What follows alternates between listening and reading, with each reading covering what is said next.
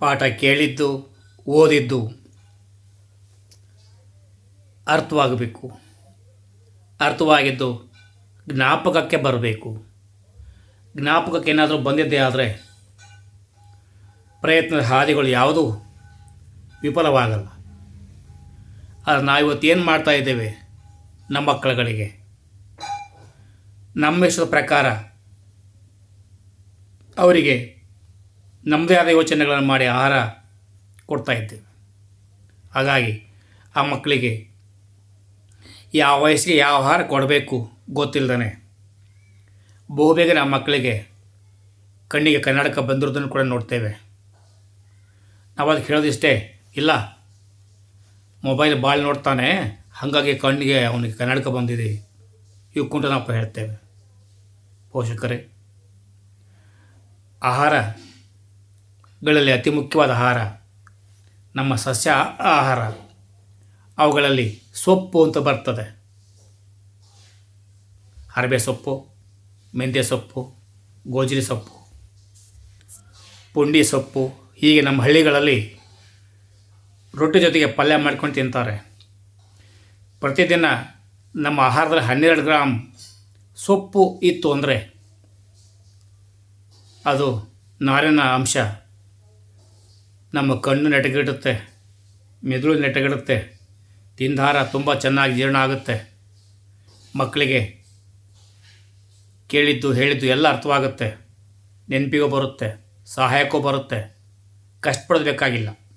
ಹಾಗಾಗಿ ನಮ್ಮ ಶಾಲೆಗಳಲ್ಲಿ ಮಧ್ಯಾಹ್ನ ಉಪಹಾರಗಳಲ್ಲಿ ನಮ್ಮೆಲ್ಲ ಶಿಕ್ಷಕ ಬಂಧುಗಳು ತಟ್ಟೆ ನಿಂತ್ಕೊಂಡು ತರಕಾರಿ ಬಿಡಬೇಡ ತಿನ್ನು, ಆಲೂಗಡ್ಡೆ ಇರ್ತದೆ, ಬೀಟ್ರೂಟ್ ಇರ್ತದೆ,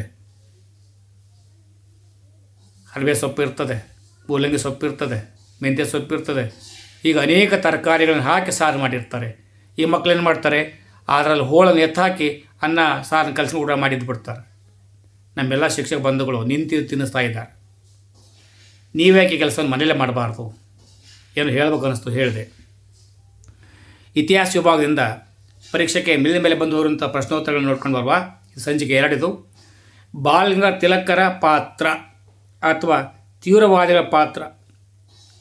ಮಂದಗಾಮಿಗಳನ್ನು ರಾಜಕೀಯ ಭಿಕ್ಷುಕರೆಂದರು. ತೀವ್ರವಾದ ನಿಲುವುಗಳನ್ನು ಪ್ರತಿಪಾದಿಸಿದರು. ಲಾಲ್ ಬಾಲ್ ಪಾಲ್ ಪ್ರಮುಖರಾಗಿದ್ದಾರೆ ಮಂದಗಾಮಿಗಳಲ್ಲಿ. ಬಂಗಾಳದ ವಿಭಜನೆಯನ್ನು ವಿರೋಧಿಸಿದರು. ಸ್ವದೇಶಿ ಚಳುವಳಿಯನ್ನು ಆರಂಭಿಸಿದರು. ಚಳುವಳಿಯನ್ನು ದೇಶದಾದ್ಯಂತ ಕೊಂಡೊಯ್ದರು.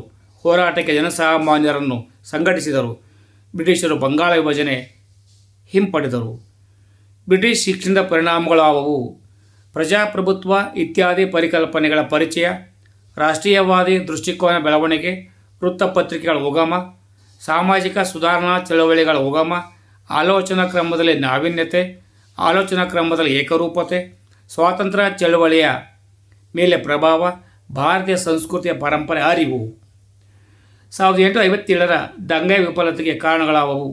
ಸ್ವಾಯತ್ತಾಶಕ್ತಿ ಮತ್ತು ಹಕ್ಕಿಗಾಗಿ ನಡೆದ ದಂಗೆ, ಅನಿರೀಕ್ಷಿತ ಕಾರಣಗಳಿಂದ ಪ್ರೇರಿತ ದಂಗೆ, ಭಾರತೀಯ ಸೈನಿಕರಲ್ಲಿದ್ದ ಭಿನ್ನತೆಗಳು, ಸೂಕ್ತ ಮಾರ್ಗದರ್ಶನ ಮತ್ತು ಸಂಘಟನೆ ಕೊರತೆ, ಸೂಕ್ತ ನಾಯಕತ್ವ ಮತ್ತು ಶಿಸ್ತಿನ ಕೊರತೆ, ಸೂಕ್ತ ಯುದ್ಧತಂತ್ರ ಮತ್ತು ಸೈನಿಕ ಪರಿಣತಿ ಕೊರತೆ, ಅನೇಕ ದೇಶೀಯ ರಾಜರಿಂದ ಬ್ರಿಟಿಷರಿಗೆ ಬೆಂಬಲ.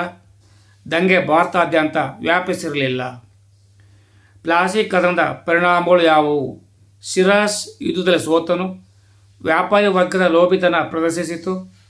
ಭಾರತೀಯರ ಅನೈಕ್ಯತೆಯನ್ನು ಪ್ರದರ್ಶಿಸಿತು. ಮೀರ್ ಜಾಫರ್ ಬಂಗಾಳದ ನವಾಬನಾದನು. ಕಂಪನಿ ಅನಿರ್ಬಂಧಿತ ವ್ಯಾಪಾರದ ಹಕ್ಕು ಪಡೆಯಿತು. ಜಾಫರ್ ಕಂಪನಿಗೆ 17.7 ಕೋಟಿ ಹಣ ನೀಡಿದನು. 1857 ದಂಗೆಗೆ ಆದಿ ಕಾರಣಗಳು ಯಾವುವು? ಕರಕುಶಲ ಮತ್ತು ದೇಶೀಯ ಕೈಗಾರಿಕೆಗಳು ಕ್ಷೀಣಿಸಿದವು. ಭಾರತದ ಕರಕುಶಲಗಾರರು ನಿರ್ದಿಗಳಾದರು. ಭಾರತ ವಸ್ತುಗಳ ಮೇಲೆ ದುಬಾರಿ ಸುಂಕ ಹೇರಿದರು. ಗೃಹ ಕೈಗಾರಿಕೆಗಳು ಶಿಥಿಲಗೊಂಡವು. ಬಟ್ಟೆ ಮತ್ತು ಉಣ್ಣೆ ಕೈಗಾರಿಕೆಗಳು ನಶಿಸಿದವು. ಲಕ್ಷಾಂತರ ನೇಕಾರರು ನಿರ್ದಿಗಳಾದರು. ಜಮೀನ್ದಾರರು ಕೃಷಿಕರನ್ನು ಶೋಷಿಸುತ್ತಿದ್ದರು. ಸರ್ಕಾರ ಇನಾಮ್ ಭೂಮಿಯನ್ನು ಹಿಂಪಡೆಯಿತು. ಅನಿಬೆಸೆಂಟರ ಕೊಡುಗೆಗಳು ಯಾವುವು? ಭಾರತೀಯ ಸಂಸ್ಕೃತಿಯ ಬಗ್ಗೆ ಅಭಿಮಾನ ಬಿತ್ತಿದ್ದರು.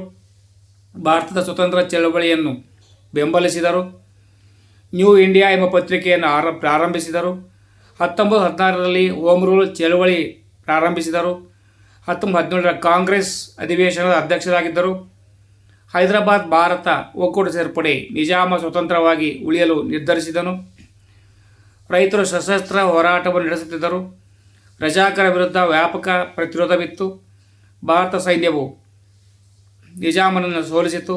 1948ರಲ್ಲಿ ಭಾರತದ ಒಕ್ಕೂಟಕ್ಕೆ ಸೇರಿಕೊಂಡಿತು.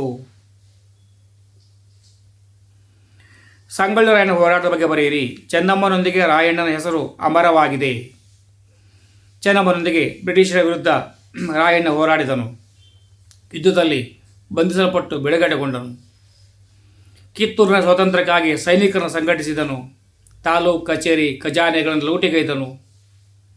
ನಂದಗಡ ಮತ್ತು ಸಂಬಗಾವಿ ಕಾರ್ಯಾಚರಣೆ ಸ್ಥಳಗಳು. ಬ್ರಿಟಿಷರು ಸಂಚಿನಿಂದ ರಾಯಣ್ಣನನ್ನು ಬಂಧಿಸಿದರು. ಬ್ರಿಟಿಷರು ಸಂಚಿನಿಂದ ರಾಯಣ್ಣನು ಬಂಧಿತನಾದನು. 1831ರಲ್ಲಿ ನಂದಗಡದಲ್ಲಿ ಗಲ್ಲಿಗೇರಿಸಲಾಯಿತು. 12 ತಂಗೆಯ ರಾಜಕಾರಣಗಳು ಯಾವುವು? ಲಾರ್ಡ್ ಡಾಲ್ಹೌಸಿಯು ದತ್ತು ಮಕ್ಕಳ ಹಕ್ಕಿನ ನೀತಿ. ಸತಾರಾ, ಜೈಪುರ ಇತ್ಯಾದಿ ಬ್ರಿಟಿಷರ ವಶವಾದದು. ತಂಜಾವೂರು ಆರ್ಕಾಡ್ ನವಾಬನ ರಾಜಪದವಿ ರದ್ದತಿ. ಮೊಘಲ್ ದೊರೆ ಮತ್ತು ಔದ್ ನವಾಬನ ಪದಚ್ಯುತಿ. ಅಧಿಕಾರ ಕಳೆದುಕೊಂಡ ರಾಜರು ಅಸಮಾಧಾನ. ಕಾಶ್ಮೀರ ವಿಲೀನದ ಬಗ್ಗೆ ಬರೆಯಿರಿ. ಹರಿಸಿಂಗನು ಸ್ವತಂತ್ರವಾಗಿ ಉಳಿಯಲು ನಿರ್ಧರಿಸಿದ. ಪಾಕಿಸ್ತಾನ ಮುಸ್ಲಿಮರ ದಾಳಿಗೆ ಪ್ರಚೋದಿಸಿತು. ಹರಿಸಿಂಗನು ಭಾರತದ ಸಹಾಯವನ್ನು ಕೋರಿದನು. ಕಾಶ್ಮೀರ ಷರತ್ತುಗಳೊಂದಿಗೆ ಭಾರತವನ್ನು ಸೇರಿತು. ಕಾಶ್ಮೀರದ ಒಂದು ಭಾಗ ಪಾಕಿಸ್ತಾನದಲ್ಲಿ ಉಳಿಯಿತು. ದತ್ತು ಮಕ್ಕಳ ಹಕ್ಕಿಲೆಂಬ ನೀತಿ. ಲಾರ್ಡ್ ಡಾಲ್ಹೌಸಿಯು ಈ ನೀತಿ ಜಾರಿಗೆ ತಂದನು. ರಾಜನ ದತ್ತು ಸಂತಾನಕ್ಕೆ ಉತ್ತರಾಧಿಕಾರದ ಹಕ್ಕಿಲ್ಲ. ಸತಾರಾ, ಜೈಪುರ ಇತ್ಯಾದಿ ಬ್ರಿಟಿಷರ ವಶವಾದವು. ಡಾಲ್ಹೌಸಿ ಇದನ್ನು ರಾಜಕೀಯ ಅಸ್ತ್ರವನ್ನಾಗಿ ಬಳಸಿಕೊಂಡನು.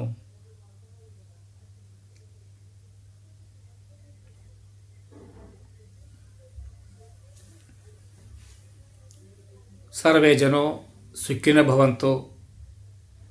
ಸರ್ವರಿಗೂ ಶುಭವಾಗಲಿ. ತಾವು ಅಭ್ಯಾಸ ಮಾಡಿಕೊಳ್ಳಿ, ಬೇರೆಯವ್ರಿಗೂ ಶೇರ್ ಮಾಡಿ. ಯಾರೆಲ್ಲ ಸಬ್ಸ್ಕ್ರೈಬ್ ಮಾಡಿ. ನನ್ನ ಧ್ವನಿಗೆ ಬೆಂಬಲ ನೀಡುವರೆಂಬ ಸದಾಶಯ ನನಗಿದೆ. ಸರ್ವರಿಗೂ ಶುಭವಾಗಲಿ. ಜೈ ಹಿಂದ್, ಜೈ ಕರ್ನಾಟಕ, ಜೈ ಭಾರತ್ ಮಾತೆ.